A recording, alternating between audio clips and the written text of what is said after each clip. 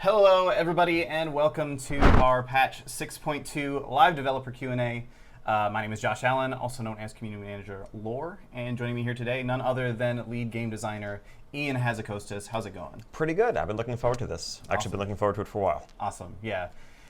So we got a ton of flying questions. We have a ton of overall questions that we're going to try and get through today, but we just wanted to start out and say we did get a lot of questions about flying. Obviously, the announcement earlier in the week that flying will be coming to Draenor in a future patch is something that has really helped quite a bit in answering a lot of those questions for us. So we're basically where I'm going with this is a lot of those questions were already answered, but we do have some follow-up questions. So just diving right in. Sure.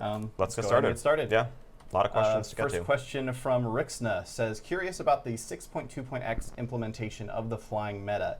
Is it scheduled after 6.2 for development reasons, or to allow players to enjoy the world without flight before we all gain the ability to earn licenses? It's mainly for development reasons. I think Azeroth, or Draenor as it stands right now, is largely flyable. I think anyone who has, an Aviana's Feather or a workshop can probably attest to that. You can get around in 3 dimensions just fine. There are, however, a number of bugs that we wanted to fix, that we feel like we need to fix in order to give players a really smooth, enjoyable experience when able to fly free form. Things like potential quest flow issues that players could run into, or collision issues. And we had those bugs queued up, but ultimately put off fixing them when we made the decision that initially we weren't going to allow flying in Draenor. Right. Now that we have this new plan going forward to allow players to earn it, obviously we need to do that work. Right. And at this point, we're close enough to the launch of patch 6.2 that if we were going to do it, we would have to delay patch 6.2 to make that happen. Right. And that just didn't feel like the right call for players. We want to get you into Tanan Jungle, into Hellfire Citadel ASAP. So we're going to break off a small little mini patch, do that work there, and get it into your hands as soon as possible. Okay. Cool. Moving on. Next question comes from Morwell, who says, now that flying is coming back, how long will the 3 rep grinds attached to it take, and can they be done all at once? Yes, so one of the core components of the Draenor Pathfinder achievement is getting the 3 Tanan Jungle reputations up to Revered. There's one core reputation for your faction, whether it's Alliance or Horde. Then there's one that's for the Arakoa presence in Tanan, and another for Sabron. And I think all 3 of those can be done in parallel. There are different methods. There are some daily or weekly quests involved in getting each of them. I think the one that is probably the most gated is the core Alliance Horde one, and ultimately that's going to take you something like 2.5 to 3 weeks worth of daily quests to do. So the very fastest, most hardcore people will probably have it done in around 3 weeks. Obviously, if you're not doing dailies 7 days a week, it'll take a little bit longer. Right. But the goal here wasn't to create a process that was going to take months and months and be super tedious. But it does, ask players to really explore and thoroughly engage in the content of Tanan Jungle before they can fly over it. Cool. All right, moving on. Next question from Temerity Mist says, if the Pathfinder achievement model for flight access goes over well, do you guys see it as the model going forward? So as we laid out in the blog announcing our new solution to the flying issue, I think that is something that we're optimistic about. We see it as a blueprint for how things could work in future expansions, future zones, future land masses that we introduce. Right. The idea of, being tied to the ground initially, experiencing the gameplay from the ground, but then being able to fly once you've explored it thoroughly makes a lot of sense. Obviously, we're going to see how this goes and learn lessons from it, and the exact form it takes and the exact requirements of the achievement may be something that varies depending on the content, but it seems like something that could really be applied in a lot of contexts. Cool. And just real quick, I've seen a lot of people in that chat room asking about why we're answering so many flying questions. We kind of front-loaded them because we wanted to clear up a bunch of the confusion around the flying announcement. There are a lot of other questions that we will be getting to very shortly. We just wanted to clear up these few little things right at the start. So moving on, next question from Postura says, why add flying at the last moment? Personally, I like the game more without it. Why the sudden change of heart? So ultimately, this was a hard decision for the team. And I know that there's a certain amount of cynicism about the decision. There are people who honestly believe, and it makes me sad that this is the belief, but I understand why, that we were basically lying to players, that we planned all along to never add flying back, and we were just kind of stringing people along for months and months. The reality is, it's a large design team, and this is a decision that's made by the team as a whole. And there were people on both sides, of the issue, and there still are to some extent. And so it was something that we were talking through quite a while. When we got to the point that patch 6.2 was going up on the PTR, we realized that, well, we needed to make a decision. It's not fair to players to just kind of keep this, murky and unresolved. Yeah. And so we went with what was sort of the, not full consensus, but majority view at the time, and that was obviously to not reintroduce flying. But obviously there was a lot of feedback, a lot of discussion that came up in the aftermath of that announcement. And I think it's something that we heard from players, and we also heard from people within our own team, that the word never is a very powerful word. And that once it was out there, a lot of people who were actually totally fine, being on the ground and exploring Draenor on the ground full time, started to think about, wow, I'm never going to get to use that Mimiron's head that I ran Ulduar for 2 years to get. I'm never really going to get to use Ashes of Alar in a way that doesn't look strange, hovering across the ground. And it felt like we were taking something very valuable away from players, and that really made us re-examine our decision.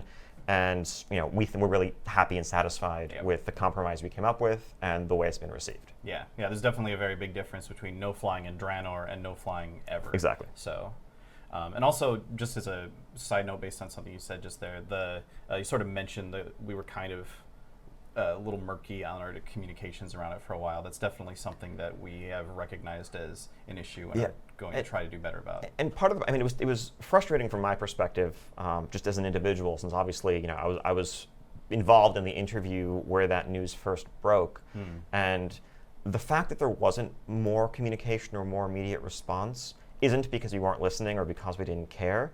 It's because we were talking intently amongst ourselves about this issue. Yeah. And it really wasn't my place or any one individual's place to speak on behalf of a group of people while the issue was unresolved. Right. And at the time, even saying, well, we're still talking about it, we're still debating, would have opened the door and gotten hopes up. Yeah. Because imagine if we'd said that and then decided to actually still keep flying unavailable, it would have just felt even harsher. Yeah. So it was a tough situation, Yeah. but I'm glad that it turned out the way it did. Yeah, definitely. It can be very, very difficult to make those sorts of communication decisions at times. All right, let's move along. Next question from Xylaria VG, who says, whoops, wrong button. There we go. Why are current reputations all mob grinds? Seems like a step backwards. Can we get a more modern reputation system? Yeah, the reputations in 6.0 release Warlords of Draenor, I'm not really going to defend them and say that they're awesome and fun and engaging. They are completely mob grinds. They're something that were added pretty late in the process. We originally weren't going to have reputations at all because it didn't really fit in with the structure that Draenor was designed around. But through the trading post and hooks for a couple of buildings, we had the idea of, okay, well, let's just kind of use this as a bar to progress towards unlocking some cosmetic rewards or a few things here or there. And so we added some that I think it's unfortunate that it kind of set the perception of reputations as a whole back many years.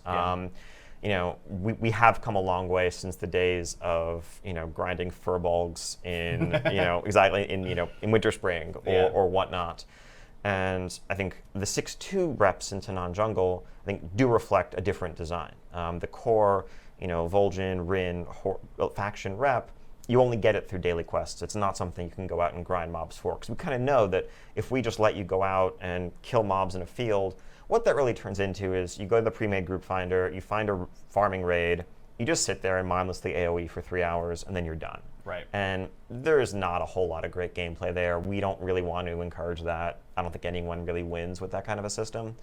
And so there are daily quests behind all of these. And there are some obviously that you can get by killing mobs into non-jungle. But for example, the Order of the Awakened is specifically driven by hunting rare mobs. And so it's about the rare spawn hunting in the zone, which is a little bit different from just going to a field and AoEing a bunch of plant enemies or orcs or what have you. Yeah. Okay. Next question comes from Mortis Darkskull, who says, Apexis dailies feel like they take forever and I just skip them every day. Any plans to bring back normal dailies? Yes, I think it's definitely something, dailies definitely have a place. And I think we did that thing that we so often do where we overreact and we have this pendulum that, swings back too far in the other direction after, the perception of, World of Daily Craft and Mists of Pandaria and people who were, sick of doing Golden Lotus and Claxi dailies over and over again. We approached Warlords development wanting to find a different direction. And I think the idea behind the Apexis dailies, I think, has promise. We just didn't execute on it the way we should have or could have. The way we looked at it and the way we approached it was, if you think back to the core Golden Lotus dailies, you have Lao Softfoot trapped in his cage every other day. Yeah. You get sent there to also destroy a bunch of cannons, to kill 15 Mogu, and to kill one named guy, let's say. And it felt like players did that dozens and dozens of times over the course of Mists of Pandaria, but it felt very structured and narrow. And so we approached building the outdoor areas that were the targets for the mission table missions the way we approached building our daily areas in Mists of Pandaria. We were thinking of it as more flexibility and more freedom. Imagine if instead of quest telling you destroy the cannons, you just got sent to an area and you could do a wide variety of things, from killing mobs to interacting with objects to looting things and using them elsewhere to killing rare spawns to discovering little secrets like a hidden phase in one of the Frostfire areas, the Shadow Moon area that has extra bonus events that you can get to fill your bar faster. And it's going to be more about player choice and freedom. I think there is something to that idea. I think the two places where we clearly failed are that by removing quests entirely, I think we removed story and context. We removed the feeling of a sense of purpose for why you were going there, other than, hey, go here and kill a bunch of plant dudes. Go there and kill a bunch of orcs. It made it feel more nakedly grindy. Yeah. And then separately, I think the reward structure was a complete miss on our part. A lot of people did the mission table missions the first week or so because, there's this thing in my garrison saying, okay, go do stuff. Yeah. I don't know what these Apexis crystals are for, but I'm sure they're for something useful, so I'm going to go do them. And so you did a couple of them, and then you finally looked it up online or found the vendor in Warspear or Stormshield and realized, oh, wow, I don't actually want any of this gear. Yeah. I already have dungeon gear that's just as good as this stuff. And the raid gear costs so many Apexis crystals, I would have to do this for like 2 months to buy one piece. Yeah. Okay, I'm just out, I'm done. And that is a clear failing on our part. I think in 6.2, I think Tanan remedies several of those issues. There is more structure to the quests that send you to those places. You do have, a cover quest and more of a sense of purpose, but then also the Apexis crystals themselves, there's more to do with them. In sort of the Timeless Isle Burden of Eternity style, their value is more directly apparent, kind of like Timeless Coins were. You're getting items into non-jungle, and you have the ability to upgrade them all the way to 695 with a single, more affordable Apexis purchase that should give you something that's much more attainable to strive for. Awesome. All right, let's move on. Next question comes from Sternhelm, who says, Draenor questing was a blast, but the endgame lacks world content, in my opinion. Things like dailies, gathering, PvP, lore, war fronts, etc. What's your philosophy on this moving ahead? So I think we're obviously very proud of the level up content and the questing in Draenor. I think, again, some of this ties back into my previous answer. Obviously, I think we would have structured things like our Apexis areas and dailies differently if we could go back and do it again. Part of it does flow also from the garrison and the rewards that went into the garrison system. I think one of the issues and one of the potential missteps that we've made, we approached garrisons wanting to make sure that we were rewarding the system adequately, because it was a very core feature of the expansion, and we wanted players of a variety of playstyles to feel like there was a reason to care about their garrison, about upgrading their garrison, about upgrading their buildings, about getting garrison resources, about getting followers, about doing missions, all of that. And so a lot of different systems tied into the garrison. Right. And some of those systems are things that were traditionally served by the outdoor world. I think professions and gathering, I think, are a clear one, right? Miners and herbalists who used to kind of roam around the world, gathering resources, feeling like they could sell them for a pretty tidy profit, or the herbalist alchemist who liked being self-sufficient and uniquely self-sufficient, suddenly found themselves, in a world where everybody had more ore than they knew what to do with coming out of their mine, and where the profession buildings, were kind of constraining their ability to make things based on daily cooldowns. And so I think there was actually a fair bit of content out there. We just made it easier and more accessible to get the same rewards from your garrison, and thus there often wasn't a reason to go seek it out. Yeah. So I think our philosophy on that is outdoor world content is crucial. It's critical. It is tremendously important to World of Warcraft and any MMO. I mean, I think that's the core of a massively multiplayer online world. Yeah. And I think to the extent that we have neglected it somewhat, that's something that we see as a failing that we really need to fix. Okay. Sounds good. Moving on. Next question from Manic Muffin says, I feel Warlords of Draenor has been geared towards the simple one character play, and those with alts are burning out with all the upkeep. Is that by design? Obviously, a lot of that has been focused around the garrison, which you were just talking about. Exactly, as well. right. Definitely not burning you out. Like, that is not designed. And I think so. Alts and playing alts are something that has become an increasingly popular thing over the course of WoW's history, as leveling becomes a bit smoother, a bit more streamlined. Back in vanilla Burning Crusade days, alts were relatively uncommon because it took you literally 200 plus hours to level a fresh character. Yeah.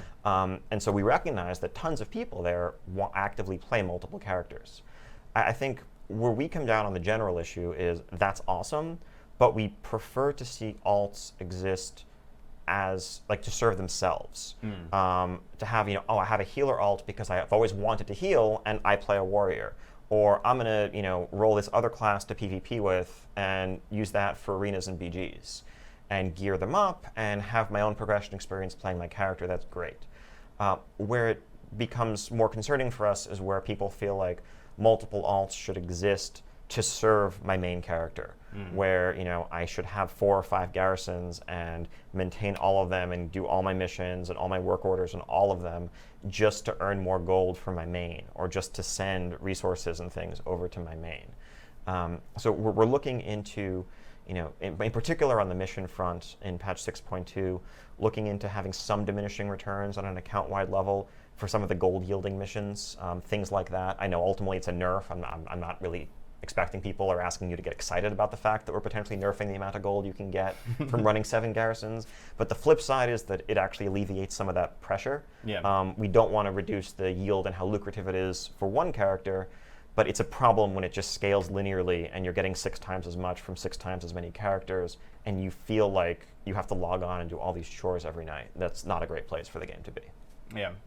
Yeah, definitely. I play a lot of alts, and keeping up with, I think I have 7 level 100s now. Keeping up with all those garrisons does get a little bit overwhelming at times. And a lot of that is because I'm running all of them for the gold. So while I will certainly miss the amounts of gold that I can get at the moment, I think I'm okay with that decision personally. Moving on, next question from Goose Comics asking, have you learned about what didn't work with garrisons and why no one leaves it? Every time I log on, all my friends are in the garrison. So we've been talking about that a little bit already. Yeah, I think a lot of this has been covered by answers to the last couple of questions. Ultimately, a lot of it has to do with the rewards. It definitely is that the garrison often is the path of least resistance to the things that you want. And while we like the fact that there is a new time segment of gameplay that is introduced by the garrison, that is to say that you can log on for 5 or 10 minutes if you only have 5 or 10 minutes to spare, and feel like you're doing something. You can send some guys out on missions, you can check some buildings, collect some work orders. That's fine. If you have a few minutes before work, previously there was no point even logging on at all. Now there's something for you to do. That's good. It's less good if you log on when you have a couple of hours to spend and you can't think of anything rewarding or worth the effort compared to just spending a few minutes in your garrison and then logging off. Obviously, that's one of the risks of the road we've gone down. And I think we are actively trying to shift rewards back out into the outdoor world in a 6.2 time frame. I think changes to gearing, changes to professions and gathering into non-jungle are all geared towards accomplishing that. If you're a gatherer and you want Fellblight, you need to get out into the world. You can't just click on a garrison building or click on a node in your building and have it delivered to you instantly. Similarly, gear-wise, the raid missions are one of the most popular missions, obviously. You get your High Mall raid loot, you get your Blackrock Foundry raid loot from a box. And originally, those missions were all from a difficulty above what you were doing. So, your own guild would be working on Korag, let's say, in High Mall, Meanwhile, your followers are sending you heroic loot from Imperator Marduk that you probably aren't going to see for 3 or 4 months and may never kill. That really skewed the risk reward. And it also created weird situations where, somebody might spend, with their friends and family guild, might spend, a few months clearing through normal mode consistently, but in the meantime, they've actually gotten 7 pieces of heroic loot from their garrison missions. Now they're ready to start heroic, but they don't need much of the loot from heroic, and there aren't that many upgrades there for them. That's a weird situation to be in. So TLDR, garrisons over-rewarded you, and we're trying to shift the balance back into a more sane place. Yeah, I think at least on one of my characters, the vast majority of the gear that I'm currently wearing actually came from garrison missions instead of from actually killing bosses. So that's good to hear that we're trying to move away from that. Next question, it's another garrison question, but it is, I think, a good one. It comes from Planeswander, who says, there has been pretty extensive criticism of the point-click-wait gameplay of the garrison. What differentiates the shipyard from being more of the same? Obviously, the shipyard is a similar system in some ways to the follower missions. So what makes that different? I think it's more concentrated, it's more condensed, it's much less micromanagey. I think we feel like players have probably fully kind of mined out the space of followers and garrison missions. That's why we didn't just increase the item level cap and add a bunch of new missions, and that wasn't our approach to 6.2. We wanted to create a new system. When it comes to naval missions from the shipyard, you're going to have fewer boats that you send on missions less frequently for more individually impactful rewards. So I don't know, and obviously while there are some who've criticized the gameplay, it's not something that we reject fully, and there are plenty of people who like the gameplay. There's something about a sense of some offline progression, or sending your guys off on a mission before you go to bed, knowing there's going to be some reward waiting for you when you log on the next day. There's nothing inherently wrong with that. Feeling like you need to be checking back in every 30, 45 minutes to send followers out on more missions, that actually, I think, detracts from gameplay and from your sense of what you're doing in the world. We think that this actually strikes a better balance. Okay, cool. Just real quick, I want to mention something. I see a lot of people talking about like fixes for PvP in the chat room. Ian is not the person in charge of PvP in the game. That's something that obviously you're aware of what's going on in PvP and stuff as one of the lead game designers, but that's more in the Brian Halinka court. So we aren't really focusing too closely on PvP questions in this Q&A. Yeah, I mean, happy to talk about class balance, everything along those lines, but at some point, Brian is the better person to address absolutely. And hardcore PvP questions. I do know that there's a lot of stuff that Brian wants to be able to talk about, and I'm going to try to find ways to get that information out as well in the relatively near future. But again, not particularly this Q&A. It's not the best place for that. So let's move on to the next question. It comes from Espinasu. Pretty straightforward question. Will future expansions have something like Garrisons 2, or will Garrisons stay a Warlords of Draenor only thing? So I think something we've said really from the outset of Warlords is that the Garrison, as you know it in Draenor, is something that is rooted and tied to Draenor, right? This is a building, that a base that you have built on the planet of Draenor. Your shipyard exists on Draenor, and that is going to stay there. You're not going to be bringing your mine and your blacksmith and your trading post and what have you with you back to Azeroth. But the core gameplay, is there some form of the idea of having followers or building up an army or building a base that we could preserve and carry forward? Absolutely.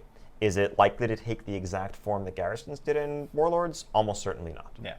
Yeah, I think definitely, especially with a lot of stuff you just said, like there's a lot of lessons that have been learned about Garrisons at this point. So I don't think that we will just pick it up and drop it into a future expansion somewhere, but yeah. All right, moving on. Getting away from the Garrison questions, this one comes from Luna Vale, who says, there has been a truly massive decline in raiding guilds. Do you still feel that changing the raiding paradigm was a good idea? So things like flexible, normal, and heroic mode, and then the 20-man mythic mode. I'm guessing this question probably alludes specifically to the fixed size mythic. I know that was a transition that was very challenging for many former 10-player heroic guilds. Many of them merged or recruited. Others have struggled along the way. I don't know that I would actually agree with the premise that there's a truly massive decline in raiding guilds. There are definitely a number of high-profile guilds that have disbanded, but that's something that's happened in every expansion, every raiding tier throughout the history of World of Warcraft. I remember, when Death and Taxes faltered back in Sunwell, people were saying, wow, this is crazy. Death and Taxes is stopping raiding. Well, that's always going to be the case. There are always groups that come and go. Yeah. And ultimately, the glue that keeps guilds together tend to be a small handful of leaders and officers who invest a tremendous amount of their personal time and energy. Yeah. And as they move on in their lives, as circumstances change, it's very common to come to a point where you're just no longer willing to put that time in, and that's how guilds break up. Yeah, it's a lot of work. Like we've seen guilds like Blood Legion running like 7 different alt raids at certain points and stuff like that. Like that's a ton of effort that you can only, like human beings can only do for so long. Yes, the very, very high-end world first raiding is a whole separate story these days. That's kind of a ridiculous arms race that just continues to escalate. But getting back to the core question, sure. I do feel like changing the raiding paradigm was a good idea. It's one of the things that I think we're overall satisfied with. I think there's nothing but wins all around, from the flexible structure, 10 to 30 player scaling for normal and heroic, having separate lockouts, having them cross-realmable from the start. We've seen tons more participation in those raid sizes. I think on the other end of the spectrum, for the small percentage of players ultimately that do engage in mythic raid content, they have gotten a better experience out of the fixed 20 player size. We're able to design encounters that are tuned for a specific raid size, rather than constantly struggling and often failing to balance 10 and 25 and getting them equal. And we're able to explore some different raid mechanics that we otherwise couldn't have. And in a competitive sense, it settles some of the, well, who's the real best guild, or what's the real world first, 10 or 25? There's just one condensed race, one solid league for that competition to play out in. Okay. Next question, kind of looking at it from the opposite perspective, from Ryan Glover asking, is Mythic, with its precise tuning, extra gear art, mounts, and bonus fights, justified when such a small percentage of players even attempt it? So why do we have Mythic at all, really? A couple of reasons. I think it's something for people to aspire to. It's something that allows the very best players to differentiate themselves from each other and to sort of prove who is the best and how great they are. There is some value to that. In as large a game, it's useful to be able to answer the question, who is the best? And that's why I think you see sort of competitive niches in almost every game out there. But at the same time, I would actually say that Mythic and the creation and existence and maintenance of Mythic also consumes a small percentage of the resources that go into making a given raid. The reality is, I would say it's a single-digit percentage if I had to quantify it, right? It's probably something like, if we just decided to cut Mythic difficulty, it would probably reduce the amount of time that goes into making raid zones by like 5%, maybe 10% at the very highest. Most of the effort comes into play when we're actually just creating the zones on an artistic side, making the geometry, the textures, the lighting, everything that goes into that, the bosses, all of the gear, and then tuning, designing the abilities, designing the encounters, everything across the board there. Coming up with an extra mechanic or two and doing some testing focused on Mythic, not actually that big a deal in the grand scheme of things. And so we do feel like it's justified in creating this environment for people to prove themselves and have the ultimate challenge waiting for them. But let's be clear about it. Ultimately, it's the vast majority of the player base that justifies the continued existence of raiding and the resources that go into it.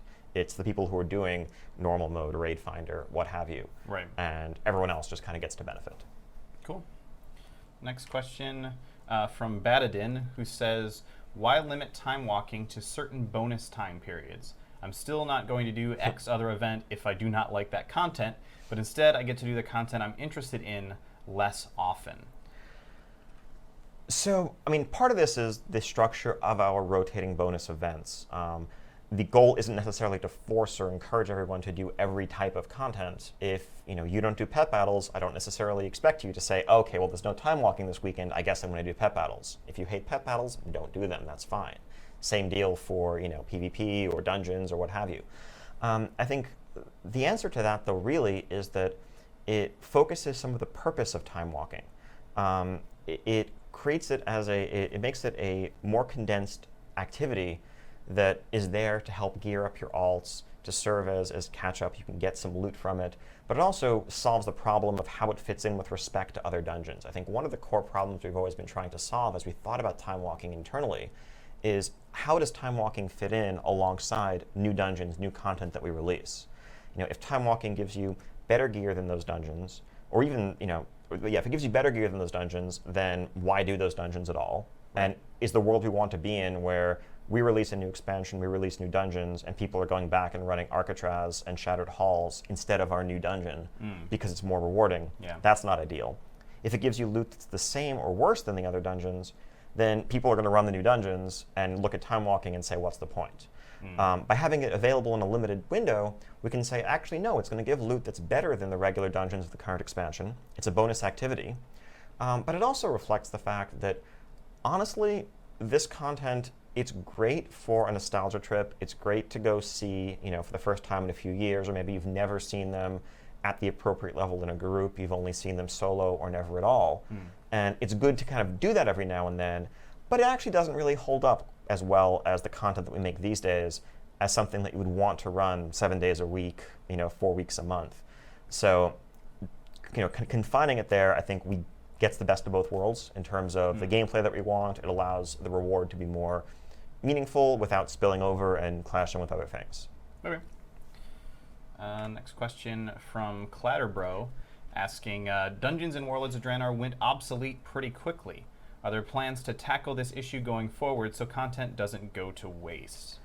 Yeah, that's another of our regrets when it comes to Warlords and the way the launch cycle played out. I think we're really proud of the dungeon content that we made. We think we made great dungeons, but without a currency like Valor or any other reason to keep returning to those dungeons, a lot of players did them for the first few weeks, got to a point where LFR came out, or they had gotten loot from their garrison missions or from raiding, and there really wasn't any reason to go back to them. I think Mythic Dungeons and the introduction of Mythic difficulty for our existing Draenor dungeons represents a way, to some extent, of salvaging that and giving players a reason to go back to dungeons that they probably stopped running sooner than they wanted to. Mythic Dungeons really, despite their name, they're not there for Mythic Raiders. Mythic Raiders are probably not going to find a huge challenge, but they're there to keep dungeons relevant to players who have item level 660, 670 gear, normal mode raiders, people who are doing LFR, people who are getting loot from other sources, but still really enjoy running a 5-player dungeon with their friends, but haven't had a reason to do so in a really long time. So Mythic will do that in 6.2. Going forward, definitely for the next dungeons that we release, it's something that we realize we need to solve better. We weren't, part of why we didn't keep Valor going forward is that it also always felt weird that you kept running the exact same dungeon, whether it was in Wrath of the Lich King or in Mists of Pandaria, from the launch of the expansion to the very end, for progressively better rewards as the difficulty got lower and lower and lower.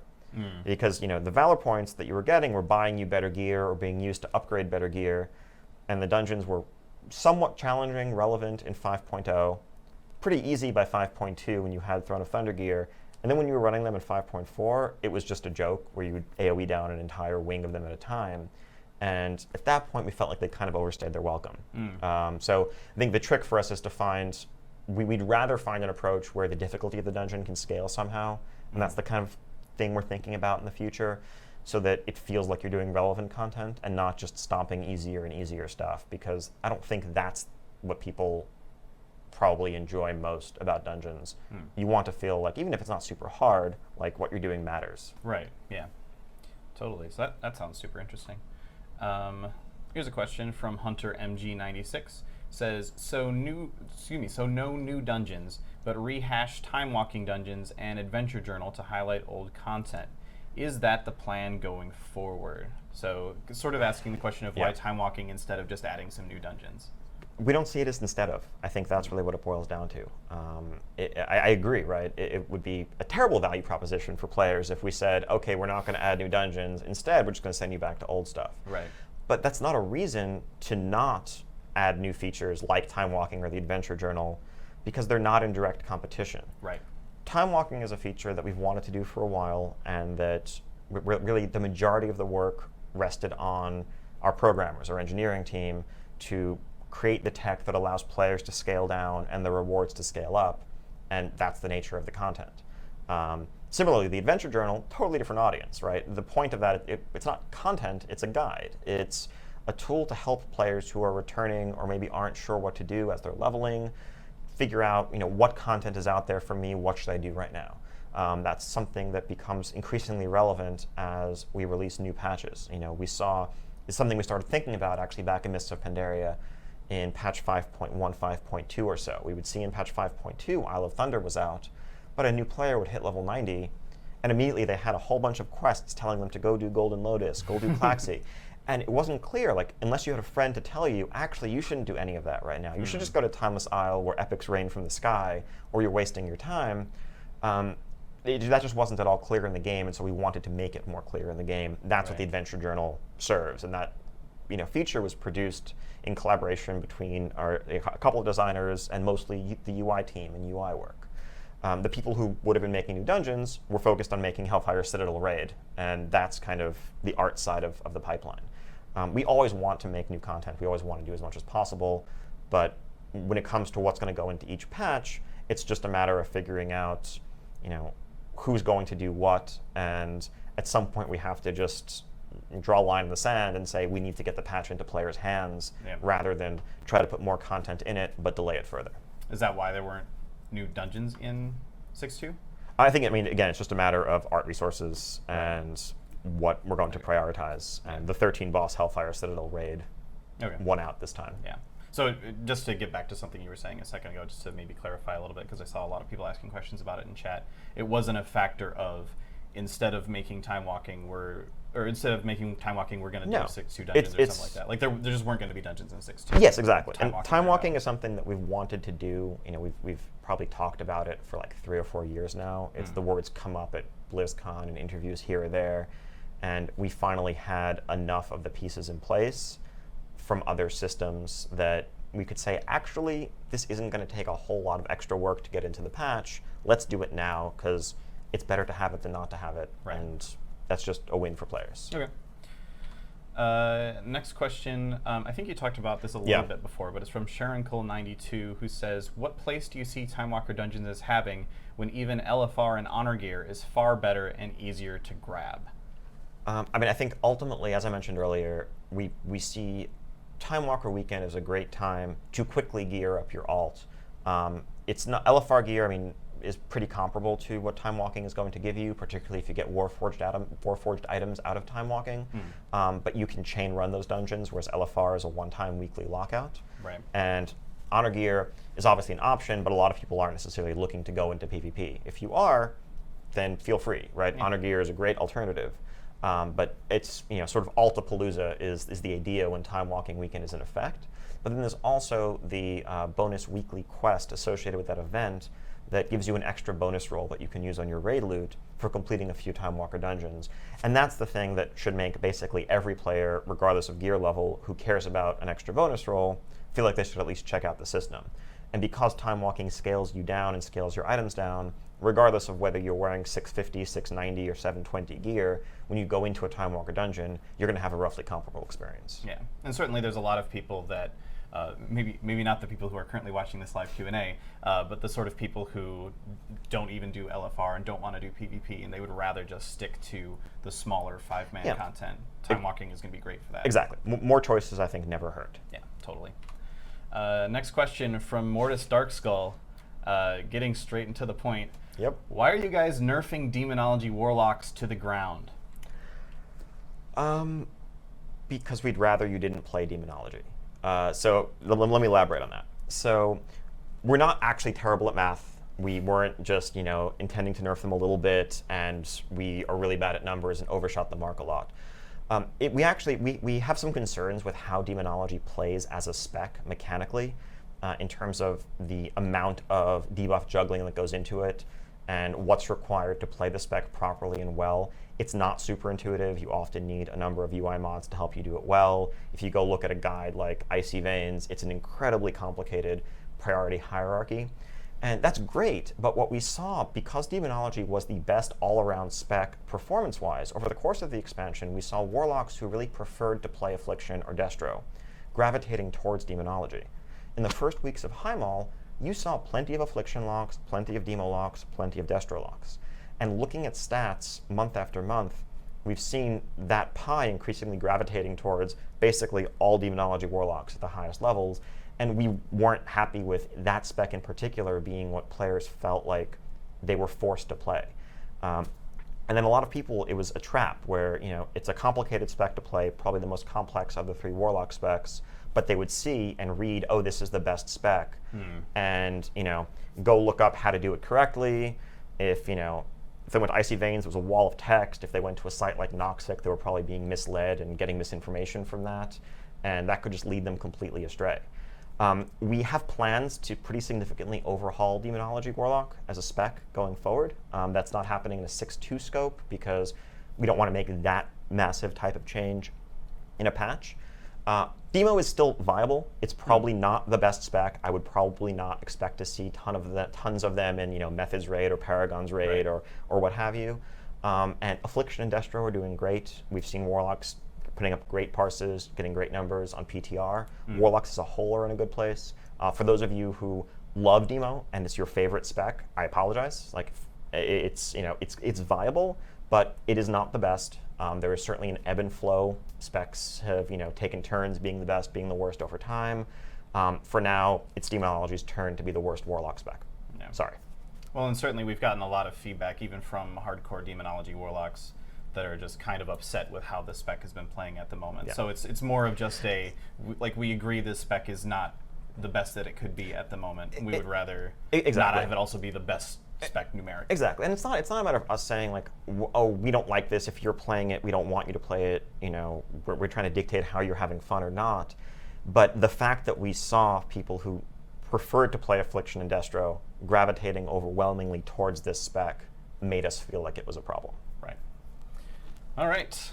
That was exciting. Next question comes from 1990 Sanji, who says, do you feel that ability pruning went too far? Rotations feel simplistic, missing, and even difficult at times. Honestly, I don't. I think in some cases, I think you can argue that ability pruning didn't go far enough. There are some buttons still left over. Unleash, life / flame, the various unleash elements versions for shamans, for example. Is that really needed? Probably not. I think philosophically, our goal here, and that's not to say that there aren't some places where we probably did prune abilities we shouldn't have, and the class fantasy suffered as a result, or players who thought of an ability as iconic to their spec or class didn't lose it and feel like they were missing out on something. But part of our thinking here has to do with the place of rotations and how that should fit into the game as a whole. We're not trying to design rotations to be engaging when you're fighting a target dummy. If we were, we'd be making a game kind of like a crazy MMO version of Dance Dance Revolution, where it's like a rhythm game where you're trying to multitask and keep 3 things up while hitting a complex sequence of buttons, and that could totally be an engaging game. But that's not the situation that most players find themselves in doing almost anything of importance in the game, whether it's raiding or PvP. You are getting out of fire, you are interrupting, you are worried about the new ad that's going to spawn that you have to switch your DPS to, you are trying to LOS something while keeping an LOS of your healer behind a pillar in arena, and so forth. There's a very high skill cap overall, and ultimately, if we try to overburden players by making rotations that are themselves challenging and difficult to pull off, even while fighting a target dummy, I think it leaves things in a pretty hopeless place for the average player when they're also in a situation in a raid encounter or in PvP. There are very, very, very few, if any, players in the game who actually play at the skill cap. You can look at the best PvPers, that's certainly self-evident. It's the same people at the top of the ladder consistently. And in raid guilds, the difference between someone in, let's say, Method or Paragon, or someone in even a top 20 guild, let alone a top 200 guild, let alone the average guild that's recruiting and running on your server every night, is just incredibly massive. And so we don't feel like there's a low skill ceiling there. What we'd rather focus on, and I think what a lot of our changes that we're looking towards making are focused on, is improving the fantasy of playing your class, the feeling of being a fire mage and feeling awesome. And I think a lot of our classes fall short in that regard right now. A lot of that comes down to things like visuals and animations as much as the abilities themselves or the rotations themselves. I think when you're a rogue, for example, rogues probably suffer maybe not the most, but as much as anybody from this sense of lacking unique, really distinctive animations that make you feel like a ninja or like a badass that's, darting in and out of stealth. You're just kind of stabbing something occasionally and playing the same anim that you've seen for years and years. And we think we can do better than that. Okay. Next question, sorry, just trying to get through as many of these as possible, Sure. comes from Lednuku, says, how do you see throughput healers enjoying a game in a world still dominated by absorbs? So I think the game is less dominated by absorbs than it was in Mists. So we've at least been somewhat successful in that goal. There is more healing where people are not, either full or dead.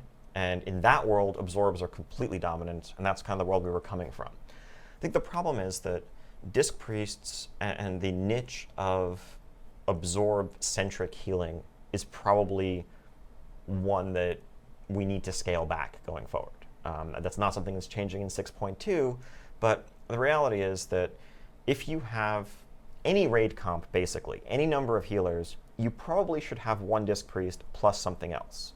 I've heard a lot of feedback from Holy Priests who feel like, they are not sufficiently powerful or that they need help. Actually, Holy, and forgive me for this, I think Holy Priests are in a great place in terms of how versatile their spec is. They have a lot of capabilities to do a wide variety of healing. They have good throughput numbers. The problem is that if you only have one priest in your raid, that priest should be disciplined. Yeah. They just should be, because as good as a Holy Priest may be, they're not doing anything that, to some extent, a combination of a Resto Druid, a Mistweaver, maybe a Shaman to some extent, couldn't cover, whereas the Disc Priest is providing this unique benefit. Right. And they're providing a unique benefit that often comes actively at the expense of the fun and enjoyment of other healers, who derive pleasure from refilling bars that are emptied, whereas the Disc Priest stops the bar from emptying in the first place, and often leaves the other healers feeling like they're just, blanketing HOTS or topping people back off from 85% to 100%, and that's not super fun. Yeah. So I think there's something interesting about absorbs as a mechanic, but having a spec that's identity has increasingly become it just blankets absorbs and provides absorbs over the whole raid. And if 50% or more of your throughput as Disc Priest isn't Powered Shield or the equivalent, you're doing it wrong. That's not a great place for the spec to be. Yeah, definitely. And it's also kind of along a similar lines, specifically the comparison between Holy and Disc to what you were talking about with Demonology earlier. Like, I think if Discipline wasn't so strong, we'd see a lot more people playing Holy. Like, personally, my priest is Holy, and I feel like I do actually pretty well as a Holy Priest. You're doing it wrong. I'm doing it wrong. I should be playing Discipline. Sorry. My bad. Your raid leader's doing it wrong for not making you spec Disc, is actually what it boils down to. I kind of am the raid leader, so I get to just do it wrong on purpose. You're doing it wrong. All right. Next question from Deathcrick asking, while some changes were good, professions I find really boring and constrained in Warlords of Draenor. Are there any changes planned even in the next expansion? Yes, I think I touched on this earlier, so I'm not going to spend too much time on it, but I think, the mixture of the garrison-centric nature of gathering and crafting definitely constrained some things.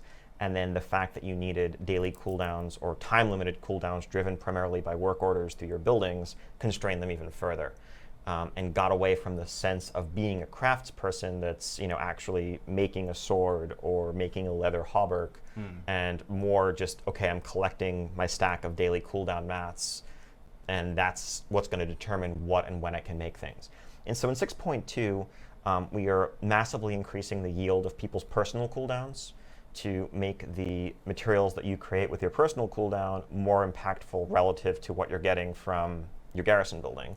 And then, of course, as I mentioned earlier, Fellblight as a material is something that's back out in the world. And I think, in general, when it comes to professions, things that get you out into the world and make that meaningful, I think, are a better direction for that system as a whole to be. Okay. Next question from Rebdul says, what's the ideal mythic fight length? And were some mythic bosses too long? For example, Imperator, Brackenspore, and Maidens. I'm sure I mispronounced Imperator, by the way. It's probably Imperator. Imperator, yeah, it's a Latin sorry. for emperor. My but yeah, people call him Impregnator, so whatever. The ideal mythic fight length, there's no one answer to this. I think we see fight length as something that's determined by the nature of the fight and the type of mechanics.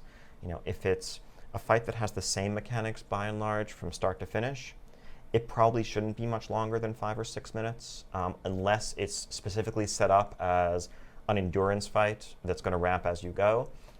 If it's something that's cyclical, where you go back and forth between, let's say, a phase A and phase B, there's a vuln phase or something like that, you can probably stretch it out a little bit longer. And then when you have your sort of more classic end boss style, 3 separate phases with different abilities and intermissions between them, that's where you start to see the 10-minute plus fights. So I think overall, we're pretty happy with how fight lengths turned out in Tier 17 as a whole. Brackenspore, I think, honestly, part of what made that fight was the sort of endurance aspect of it. I think keeping the moss mold stuff in check for long enough, keeping up with the ads moving around. It was a long fight, and this is subjective to some extent, I don't feel like it got dull or boring as a result. Mythic Margok, Mythic Imperator, that probably was just too long. And that's the product of the extra mythic bonus phase after what was already a pretty full and thorough 3-phase fight. I think once we start to get to like 15-minute fight length, that's probably more than any fight really should be. And that's on us for not having caught that and found a way to condense the fight back to a more meaningful time frame while still introducing new mechanics along the way. Because wiping at minute 14, or even worse, seeing a brand new phase that you're going to have to wipe to multiple times and learn that comes at minute 13 of a fight is pretty rough. It was rough on Heroic Ragnaros, it was rough on Shaw of Fear, and it was rough on Margok. Maidens, I think, given its structure, the length was about right. However, I think it was too slow early on, such that the first half of the fight felt like there often wasn't a ton to do. And I think that's an issue with the design of the encounter in particular, and also to some extent the strategies that people employed. A lot of people, if you rush through it and push them to 20% with only 2 boat phases, then I don't think it's actually a super long fight. But a lot of people time the 3rd boat phase with pushing them below 20%, and that actually entails stopping DPS entirely for a while at times. And so, there's no version of a raid encounter, I think, where you're stopping DPS for a minute straight, where you're going to stay engaged and feel like it's not dragging on a little bit. So that's our fault. Moving on, next question from Yun, who says, from someone who's played since 2005, I'd really like to know this. Why do you keep making everything so convenient?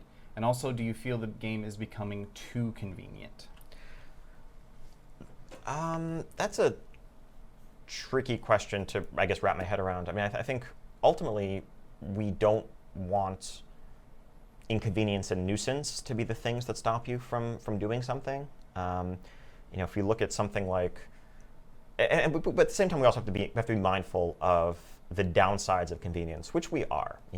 Certainly travel. Obviously, flight is a hot topic. If we offer teleportation or too freely around the world, that tends to shrink the feeling of the world. That's something we learned in Cataclysm, where because the zones were disjointed, you just had a set of portals in your capital city, and you could just instantly warp to whatever zone you wanted to go to. That made it feel like less of a world. Similarly, there's no question that a risk of something like the matchmaking group finder, while super convenient, also does reduce some of the social interactions that players would have, spamming trade chat looking for a group for 90 minutes. Right. But the flip side, if we look at something like the pre-made group finder that we added in Warlords, that seems like a strict improvement over spamming trade chat for 90 minutes. That is still a social system where you are actually finding a group leader, you're applying, you're being invited, and it's not random match made. If you meet a great tank through that feature, you might add them to your friends list and look them up next week when you're doing your pug run again. That's I think a strict improvement. So I mean, in general, we want to identify things that are preventing people from enjoying the game in the way they would like, and removing those barriers where possible. But I mean, there is something to be said for being wary of removing too many barriers, kind of reducing the size of the world or the feeling of the game as a whole. All right, cool. And there's definitely like a point where inconvenient becomes tedious, and we obviously don't want to. Exactly. Moving on, next question from Furyhorn. I love this question. Do you feel artistic integrity arguments carry any weight after the Twitter selfie patch? So yes, patch 6.1. I think artistic integrity arguments always carry some weight. I think we do intensely value our work product and what goes into the game and the experience we provide players.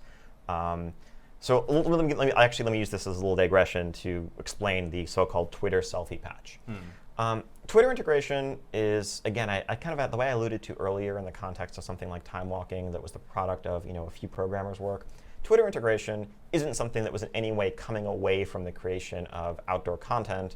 It was something that was mostly a couple of programmers working to integrate the Twitter API for logging into the game. We thought it would be a neat thing to do. It wasn't a high priority feature. It's not the kind of thing that we would have held the patch back to make sure it happened. It was just kind of a convenience for players who already use Twitter. Plenty of people tweet WoW screenshots, tweet about things they're doing in WoW. We see it all the time. Well, this makes it a bit simpler to do that from in the game. It's optional. It's not something that's in your face. If you don't care about Twitter, you never want to use Twitter, you probably don't even know that it exists, nor would you need to. You have to go into an interface option to enable it. Yeah. I don't think there's any harm coming from it, and it didn't directly take away from content creation resources that were going into that patch. Now, the selfie cam, that was basically just a fun side project where one designer, one programmer saw, hey, we're doing Twitter integration. Wouldn't it be fun if we could do selfies?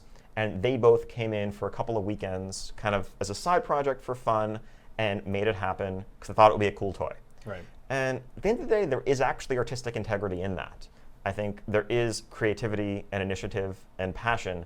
And I think even if you hate the idea of the selfie cam, I think you want to play a World of Warcraft where the people who work on the game have the freedom to pursue little side passion projects if that's something that excites them. And I think a lot of the things that have come into the game, whether it was the Brawlers Guild or hunter pets that are challenge tames that are hard to track down, or little toys or Easter eggs, they're the product of an individual's initiative. And they're just designers doing something that they find engaging, that they think is going to make the game more fun for some group of players. I think the selfie cam certainly did, personally.